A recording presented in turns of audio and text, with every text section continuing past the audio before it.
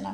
যাই হোক, শুধু একটাই কথা বলবো, সবাইকে বলবো যে দয়া করে যে বা যারা এই মায়ের থেকে উপকৃত হচ্ছেন, এবং সব থেকে বড় কথা মাথায় রাখবেন, আপনি হিন্দু এবং সনাতনী, আপনার কর্তব্য হিসেবে যে বা যারা এই বিনাশের দিকে এগিয়ে যাচ্ছে এবং খারাপটা করছে তাদের হয়ে প্রোটেস্ট করুন।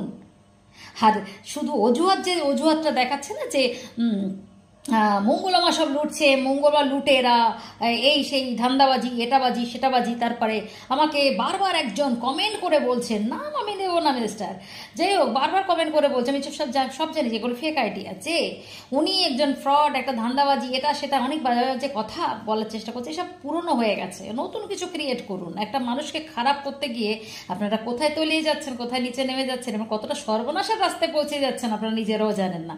তাই আমি আপনাকে একটাই অ্যাডভাইস দিচ্ছি, আপনি বলুন, আপনার মুখ দিয়েছে ঈশ্বর বলার জন্যে বলুন, কিন্তু এতটাই বলবেন না